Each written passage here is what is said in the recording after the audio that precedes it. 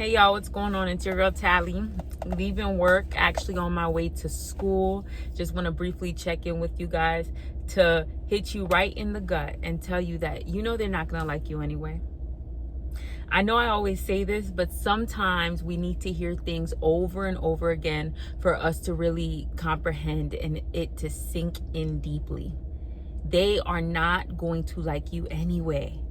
So you might as well be you and be all you can be, demonstrate all your potential, and do everything you are called on this earth to do. Because whoever's not for you won't be for you anyway. And if by some small little sliver of a chance that you get somebody who previously was not fond of you to become somewhat fond of you, that's exactly what it will be. They will become somewhat fond of you. You will spend that relationship trying to convince them over and over again to be cool with you. And I've literally been through that. A friendship literally popped into my mind of something that happened just like that, where I got cool with someone. I think it's even more than one person that previously were not cool with me, and they didn't have a legitimate reason where they came to me about, where like, oh, this is the reason why, because you did this to me, you did this action, you said this to me. No, this person, just before they knew me, they decided in their head that I wasn't somebody who they wanted to be friends with. And somewhere along the line, because of my people pleasing, let's call it my old people pleasing nature, I people pleased and joked and laughed this person or these people into being friends with them. And I spent that whole relationship trying to convince them to be my friend. And that may look like always trying to plead your case when something happens, always trying to get them to take your side when you have a friend and something happens. Let's say it doesn't have anything, it's not between you and them, it's something that happens like outside of your relationship. When you have a friend who really rocks with you, that friend is automatically going to take your side. You don't have to convince that friend of your character, why you did something, why you chose or made the decisions that you made. You never have to convince your real friend of that. Your real friend will stick up for you before you even get a chance to stick up for yourself. And that's how you know that's someone who's really rocking with you, someone who's really your friend. But in those relationships where those people really don't like you, but if somehow y'all manage to become friends anyway, those people are never gonna take your side. They're always going to they're never gonna give you the benefit of the doubt, and they're always going to assume the worst, and you're always gonna have to defend yourself. They're always gonna think that something you did was it was something that you did intentionally trying to be harmful. They're never going to give you the benefit of the doubt, right? So that's how you're going to have to spend that relationship with that person, always feeling like you're inadequate and you have to do things in order to continue or preserve the relationship. And I'm telling you here in your face right now, it's not worth it. It's not worth it. You better off being all you can be and having people dislike you, distance themselves, stay away from you, than wasting time, energy, effort, money, some of y'all, trying to convince somebody who has already shown you that they are not for you and they don't want to be for you. And like I always say, you're giving them respect. You're respecting yourself by not trying to fit somebody into a position in your life that they don't fit in. You're respecting your needs because you realize they don't whatever qualifications you're looking to fill that position in your life. You see, you got to treat yourself like a business. You got to be a business, honey. So we all have positions in our lives that we should have qualifications, that fit that position, just like a business. There should be certain qualifications. That's why we have to have standards. So there should be certain standards, aka qualifications, for a person to be your friend, just to even be an acquaintance, to be in communication with you, to be around you, to be a romantic lover. Whatever it is, that person has to fit the qualifications that you need for that position, and you're respecting you're respecting yourself by not overlooking what you really need and just putting that person into position and expecting them to excel in that position when they didn't really have the qualifications, and you overlook some standards to fit them in there. And you're respecting them by realizing that they don't fit, and you're not trying to force anybody to fit an area where they don't fit in your life. It's a mutual respect situation. That's why people who are not fond of you, people who are quote unquote hating on you, if that's the case with you, I don't really do the they're haters, I don't care. I don't care what you are. But those people, you just have mutual respect, and the mutual respect is we don't kick it, we don't really vibe, so you're over there and I'm over here. There's no beef, it's no problems, it's just we realize that we're just not for each other. And that's the level of mutual respect you have to give it. You give yourself that, and you give it to them.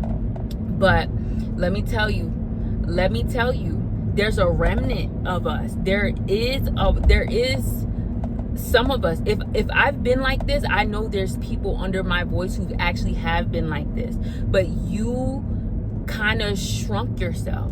You have shrunk yourself, and you have dumbed yourself down in the past in order to be more relatable and more likable to other people.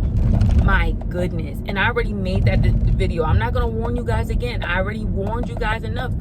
Go look at my video, the warning for people with insecurity, because that's insecurity that makes you do that. So there's a warning, and it's about you and your life. You're going to lose out if you do that.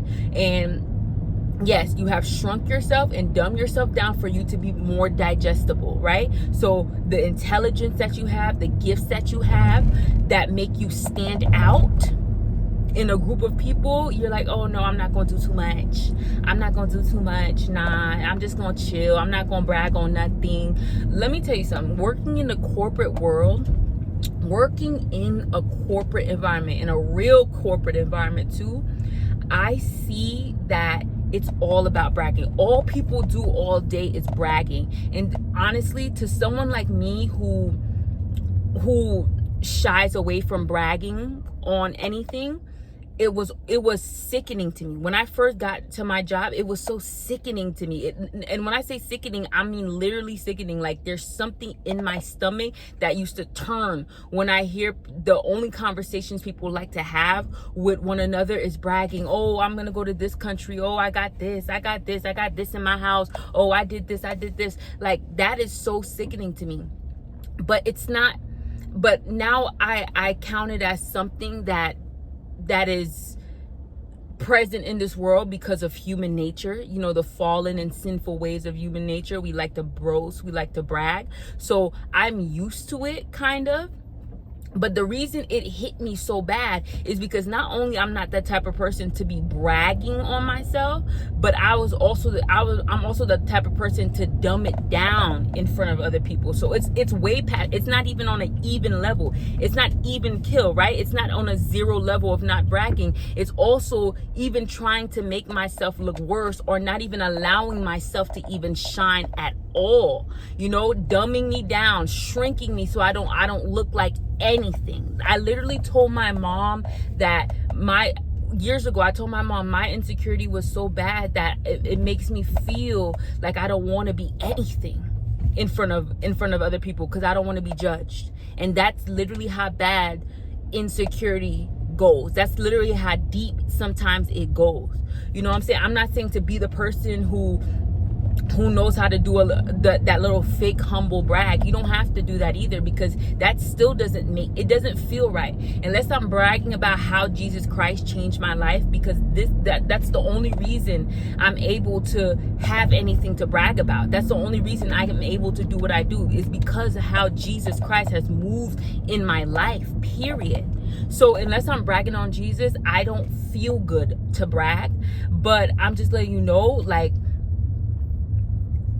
it was way, like, that was so much higher than what I'm at. Like, I didn't even want to tell people about my life.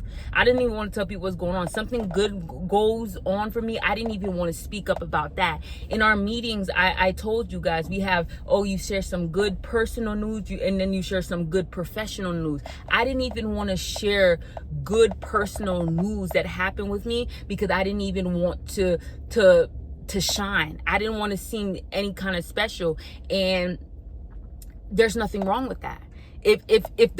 I'm not talking about become a bragger. I'm not talking about becoming a bragger, but I'm talking about even in a situation where it's time for you to show up, when it's time for you to shine, because at the end of the day, you are at work, so you have to prove why you're an asset to the team anyway. So in a situation where you have to speak on your credentials and you have to shine, there are other situations in this world that warrant you to speak on your credentials, that warrant you to shine. You have to be able to show up in those circumstances. You have to be able to speak about yourself. You have to be able to speak about your credentials. And I wasn't even in a position to do that. I'm just learning how to be in a position to do that. And the main reason why I didn't want to do that is because I wanted to fit in. Can you believe that? I wanted to fit in. I didn't want to seem like I thought I was special. I didn't want to seem like I thought that I was better than anybody. And even with that thinking, that type of thinking in my head, people still told me things like that. People still said, "Oh, you have an attitude where you think that you're better than other people." People said things like that to me when I was trying to hide it. I was trying to, but you see how God works. When he puts something in you, you won't be able to hide it. Like I said, you're going to play that whack-a-mole game all your life, and you're going to try to be your remnants of your personality, of who you are going to shoot up, and you're going to be holding the hammer trying to knock it back in. But at the end of the day, you won't be successful at it, because who you are is who you are. All you're going to do is just limit yourself and delay the timing of what God is trying to bring into your life only. But what I'm saying, though, what I want to get back to is, you might as well be you, because you are just fooling yourself. You are just delaying yourself. You are just stopping the flow that needs to come through you for you to achieve the level that you need to achieve, for you to become the better self that you said you want to achieve. You're just stopping the flow when you're trying to hide who you are, when you're trying to fit in. Let it go.